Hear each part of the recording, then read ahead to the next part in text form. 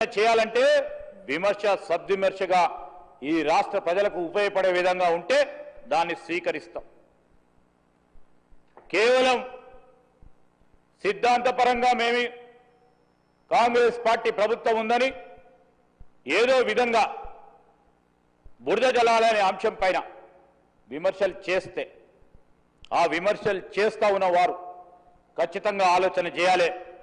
భావి తరాలకు మీరు మేలు చేస్తా ఉన్నారా, న్యాయం చేయబోతా ఉన్నారా, ఆటంకం కలిగిస్తా ఉన్నారా, భావి తరాలకు మీరు అందిస్తా ఉన్న వారసత్వం ఏందని ఆలోచన చేయాల్సిన అవసరం అధ్యక్ష. ఈరోజు కేవలం we are not trying to put this land transformation as an aspect. ఈ ల్యాండ్ ట్రాన్స్ఫర్మేషన్కు సంబంధించిన అనేక అంశాలు ఉన్నాయి. భూమి వినియోగం మారుతూ ఉంది అధ్యక్ష. ఈరోజు పారిశ్రామిక ప్రాంతం కాస్త నివాస ప్రాంతంగా మారుతూ ఉంది. మనమే చూస్తూ ఉన్నాం చుట్టుపక్కల. సార్ మీరు మేము చాలామంది సభ్యులు ఈ ప్రాంతంలో ఉంటున్నవారు ఇక్కడ స్కూల్లో చదువుతున్నప్పుడు, మనం స్కూల్లో చదువుతూ ఉన్నప్పుడు, కాలేజీలో చదువుతూ ఉన్నప్పుడు ఏ విధంగా ఉండే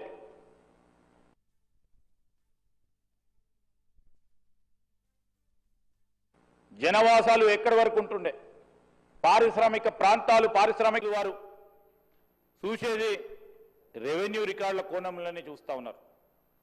కానీ ఈ సభ ద్వారా తెలంగాణ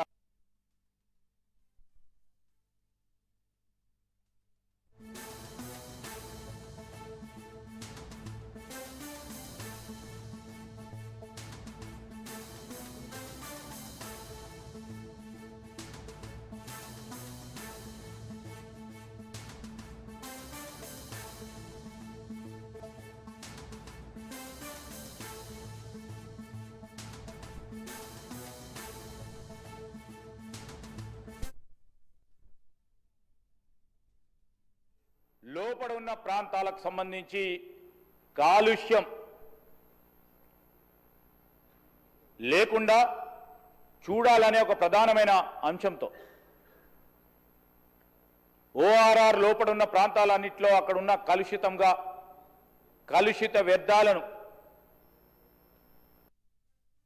అందిస్తా ఉన్న ఈ పరిశ్రమలకు సంబంధించి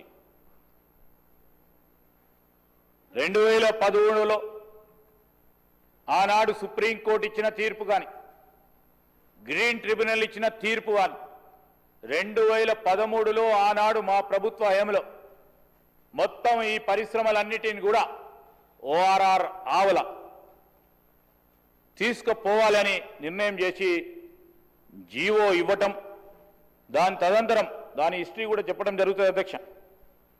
ఈరోజు ఇది ప్రత్యేకించి మరి మనం చూసాం అధ్యక్ష, 1970sలో ప్రభుత్వ రంగ సంస్థ సెంట్రల్ పిఎస్యు ఐడిపిఎల్ రాకతో హైదరాబాదు సంబంధించిన పారిశ్రామిక ప్రస్థానం మొదలైంది అధ్యక్ష పెద్ద ఎత్తున.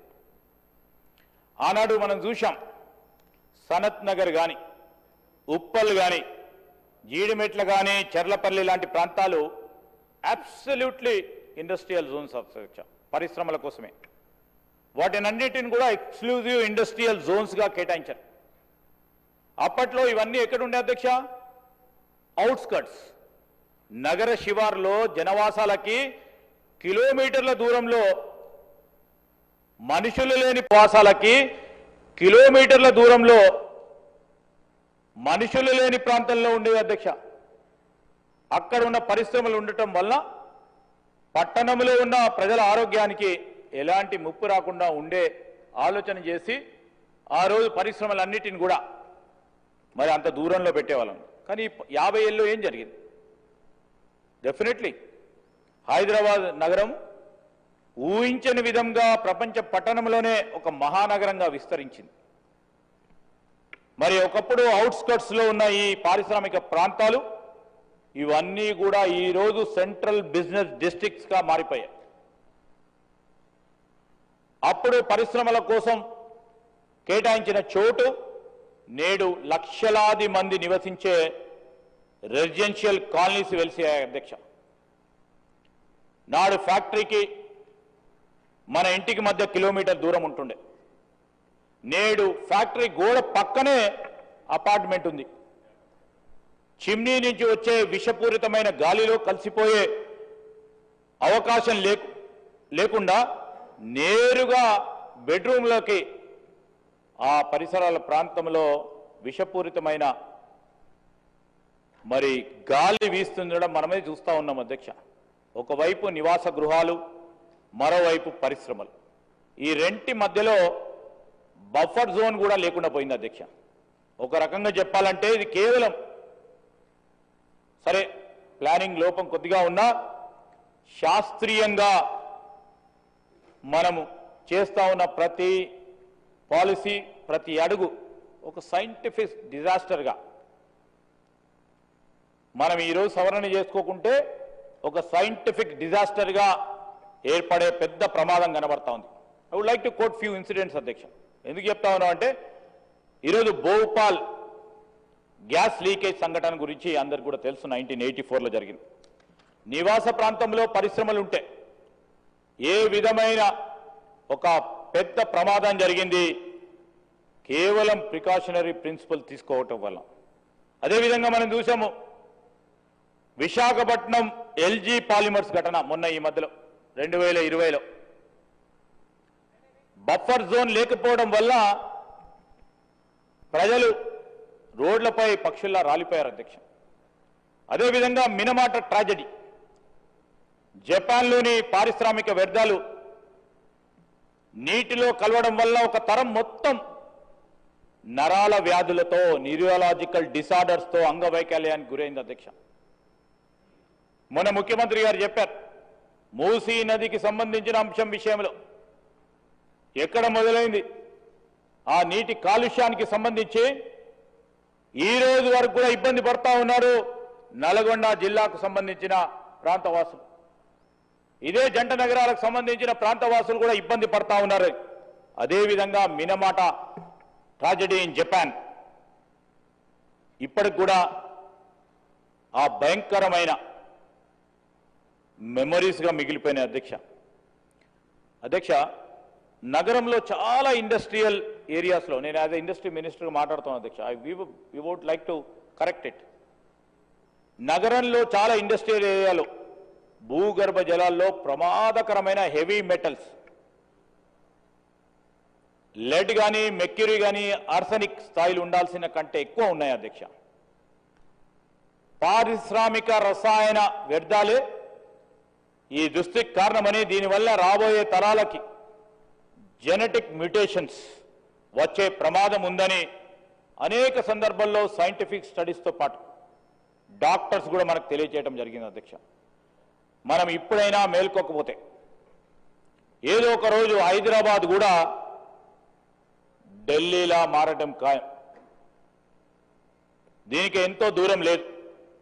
ఈరోజే మా సోదరులు ఇక్కడున్న ఎయిర్ క్వాలిటీకి సంబంధించిన అంశం విషయంలో మదన్ మోహన్ రావు గారు చెప్తా ఉన్నారు. ఈ ఏక్యూఐకి సంబంధించి ఎందుకు మళ్ళొక్కమారు జలుబు వచ్చింది 2 రోజుల్లో అంటే ఈరోజు నీ ఏక్యూ చెక్ చేస్తే దాదాపు 179, 200 వరకు పోయింది. దానివల్ల కావచ్చని చెప్తా ఉన్నారు. చాలా మందికి కూడా ఈ విధంగా ఇబ్బంది పడతా ఉన్నారు అధ్యక్ష. until unless we realize now భావితరాలకు సంబంధించిన అధ్యక్ష ఢిల్లీలాగా అవుతాం అధ్యక్ష. ఎంతో దూరం లేదు అధ్యక్ష. ఈరోజు జరుగుతున్న పరిణామాలు చూస్తే స్పష్టంగా ఏర్పడతా ఉన్నాయి. అప్పుడు ప్రతి ఇల్లుకు ఒక ఆసుపత్రి అవసరం ఉంటుంది అధ్యక్ష. ఈరోజు పిల్లలకు బొమ్మలు బుక్స్ కొనిపించినట్లే ప్రతి ఇంటికి రాబోయే తరాలకు మనం ఈరోజు ప్రికాషనరీ స్టెప్స్ తీసుకోకుంటే అందరికీ కూడా నెబులైజర్స్ ఇవ్వాల్సి వస్తుంది అధ్యక్ష. ఇన్హేలర్స్ కూడా ఇవ్వాల్సి వస్తుంది. ఇక్కడ ఉన్న సభ్యులు నేను దయచేసి కోరుతా ఉన్నా, రాజకీయాలు పక్కన పెట్టండి, ఒకసారి ఆలోచన చేయండి. అదేవిధంగా ఇంతకుముందు నేను జపాన్లో జరిగిన సంఘటనకు సంబంధించి మన రాష్ట్రంలో అదేవిధంగా పక్కనున్న రాష్ట్రంలో అతి పెద్ద ఘటన జరిగిన భోపాల్ గ్యాస్ సంబంధించి ఈరోజు స్మోక్ సంబంధించి కూడా ఒక విషయం చెప్తాను.